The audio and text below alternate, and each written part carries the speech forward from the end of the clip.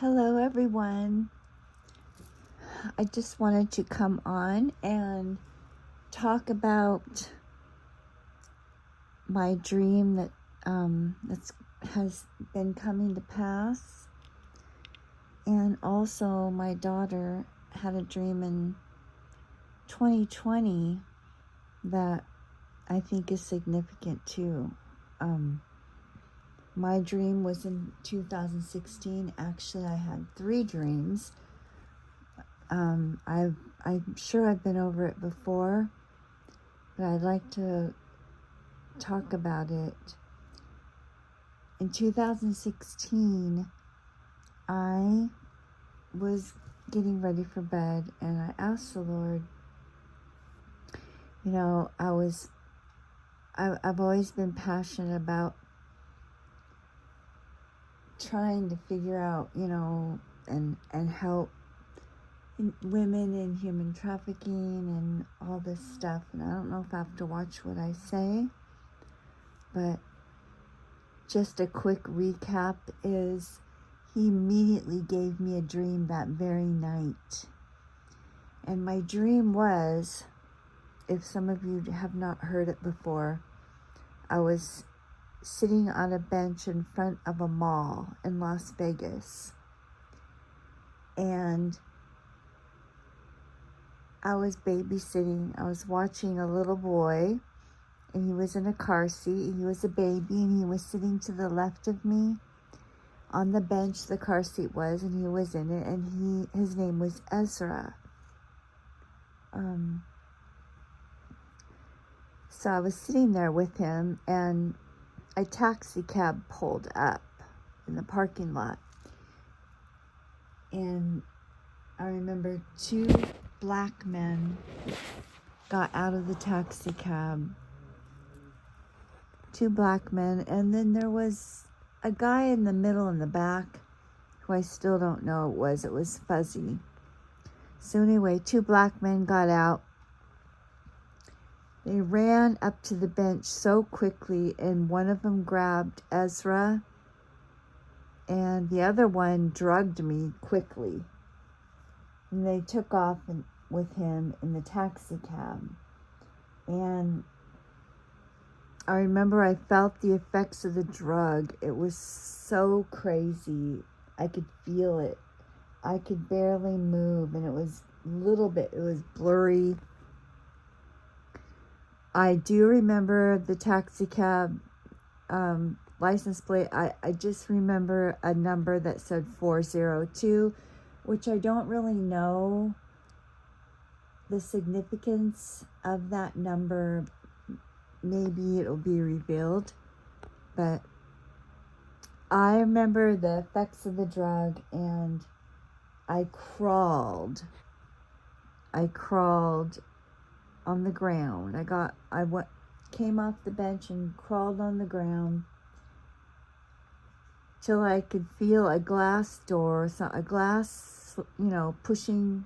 I pushed the door in, and it led me to this room, and I remember there were like school lockers.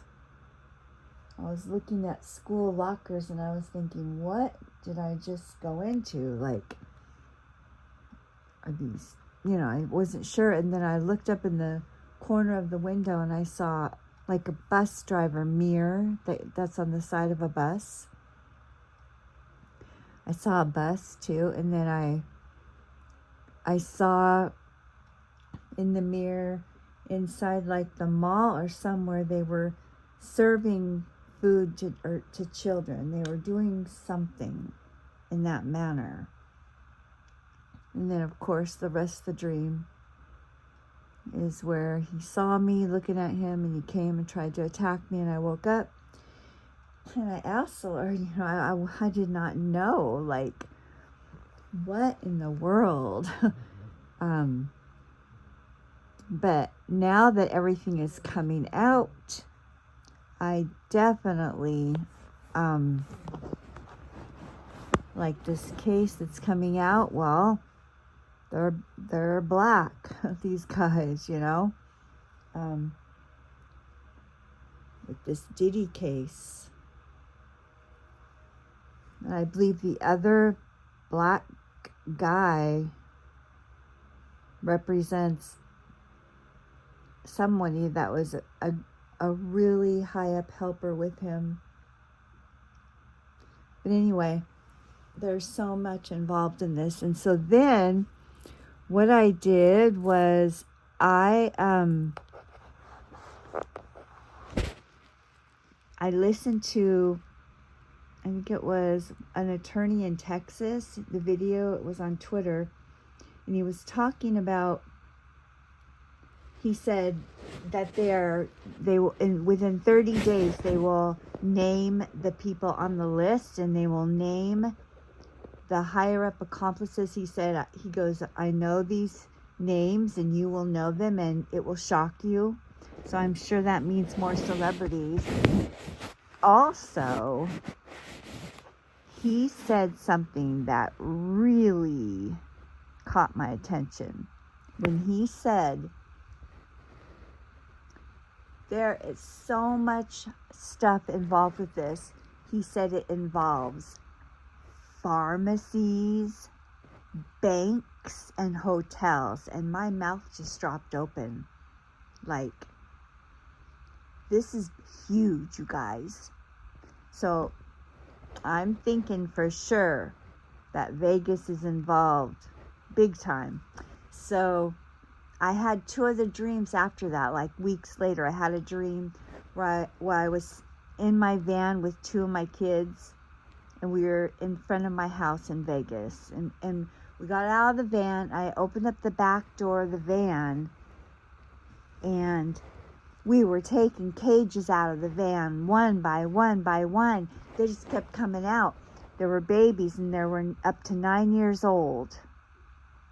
And then I heard on one of the videos, they were talking about a 9-year-old. So, and then the last dream I had, it was very quick and very vague, where I saw this hotel, and I knew it was Las Vegas, but it was one of the rundown ones.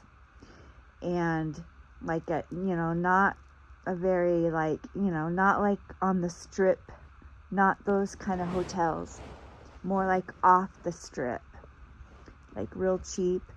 And I saw this little girl, and she was probably about 4 or 5, and she was standing in front of the hotel, and her hair was like kind of matted, and she just had this sad look. And then I woke up. So when he said hotels, I was like, oh my gosh. So anyway, I wanted to share the dream my daughter had in 2020. This is really interesting, which it goes, I believe, with now. So my dreams were in 2016. Hers was in 2020 of March. So it goes like this. I had a dream I was walking into this pretty fancy building of some sort, and I was probably on the middle floor. I approached this very fancy, very appealing bathroom that literally almost took up the whole entire floor in the building. It had electric elevators, like doors, big ones. They slid open as I walked in. When I walked in, the first thing I noticed were gold and maroon floors, maybe with triangles of some sort in the pattern of a circle with circles inside the circle, which I think is Illuminati symbol. That's what we were thinking. So, and it had big mirrors with like pearls around the mirrors on the walls. I noticed bathroom stalls where I could see some feet of girls with heels on. The whole entire floor started to move as the elevator-like doors started to close. I wasn't aware that this entire floor could move until that moment, so I reached for the doors to grab them and open them to get out. And all of a sudden, I knew that as if let's see, what should I say here? I knew that that if this floor went down, it was going to a place where I would never come back. Now that's weird. It was going down, okay? And she knew she would never come back. So same with the girls on the floor. I saw a couple red lights starting to flash in the restroom. I don't know how I knew, but in my dream I knew that there was a man downstairs on the very bottom floor that was the head honcho of human trafficking. I felt it was a trap. I came out of the huge fancy restroom.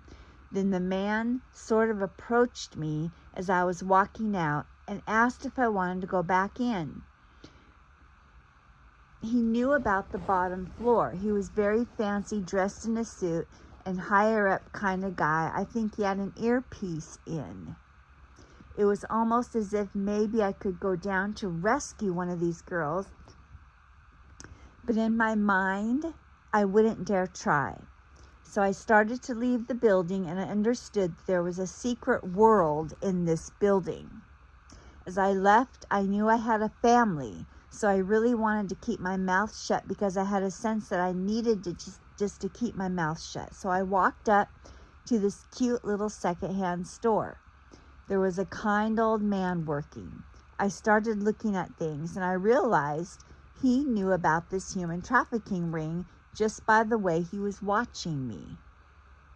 He then asked me what were my desires of my heart, wondering what things I liked the best. In reality, I love dolls and antiques, so I told him. Then he brings out this very expensive doll,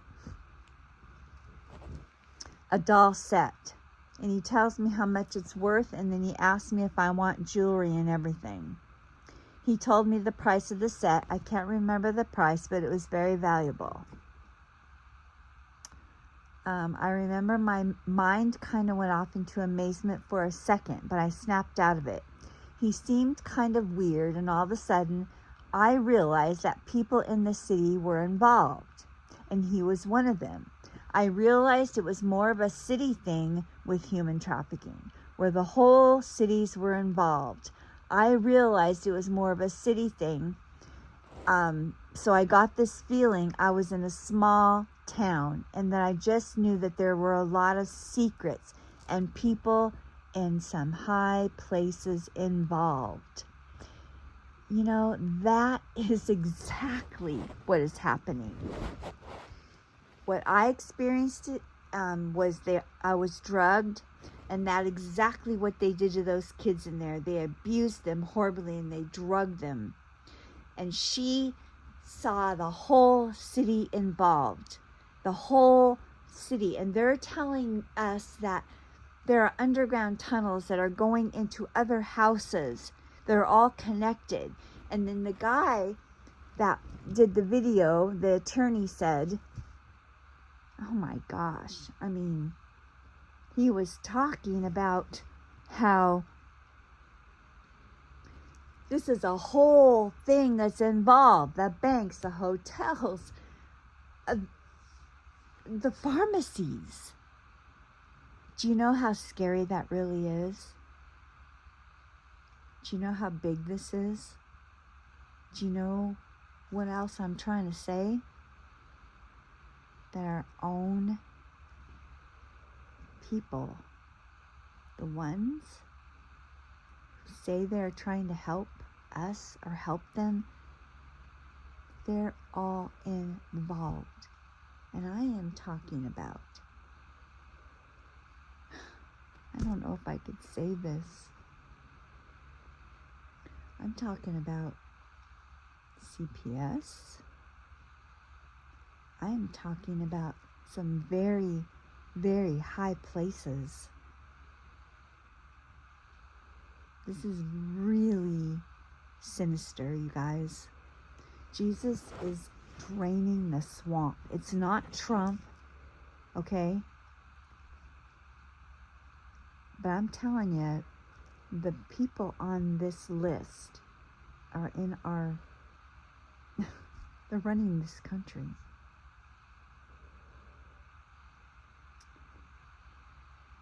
I am shocked. But now I understand my dream and my daughter's dream. And I'm very thankful the Lord showed me these things.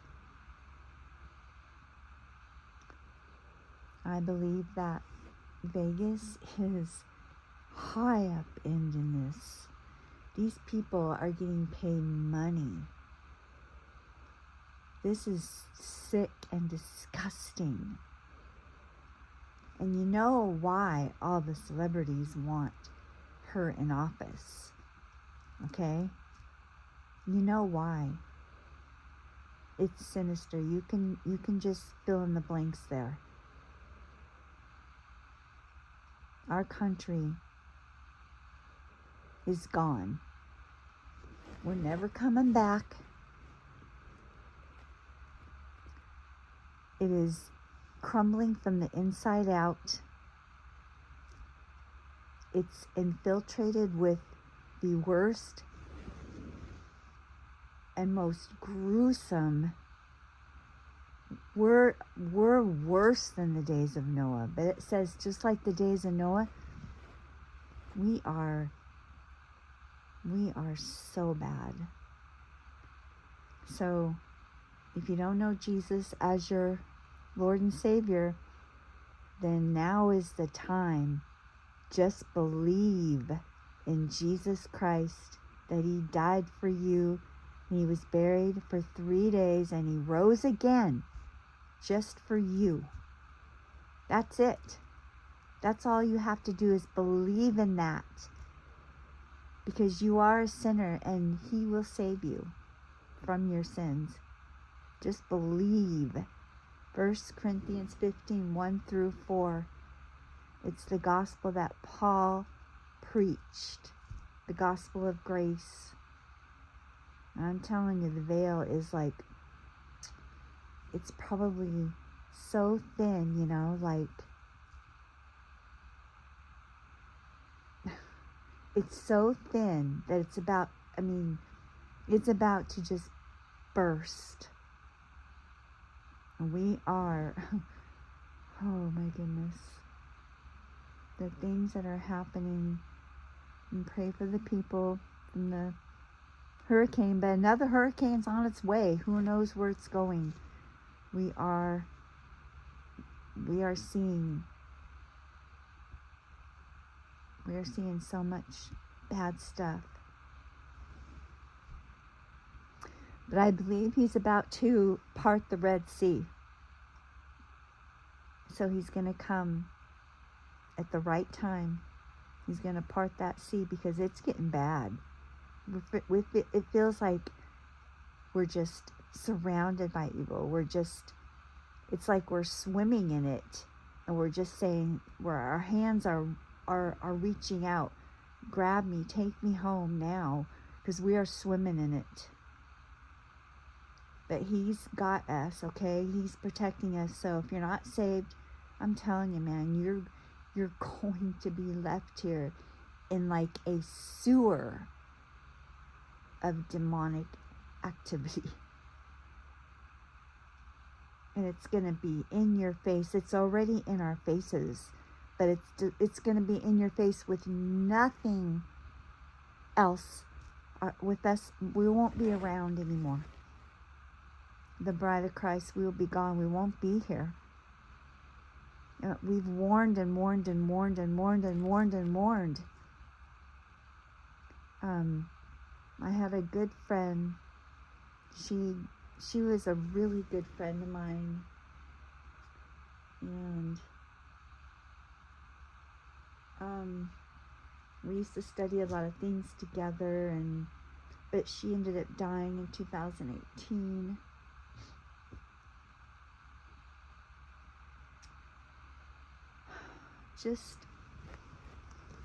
I think about all the encounters and all this stuff that I've been given. I don't know who is real and who's not, as far as, the celebrities go. I don't know exactly, how you've heard about all the higher ups maybe involved in this stuff that are not they're not really human. But I mean, when I think about it, how unhuman do you have to be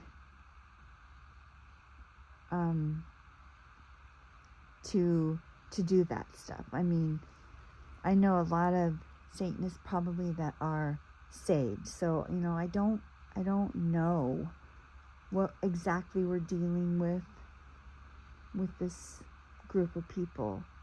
I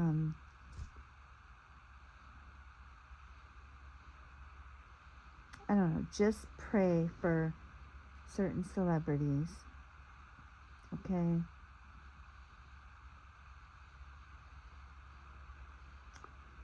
Pray for the ones that we know that can be saved. So I'll see you here, I'll see you in the air.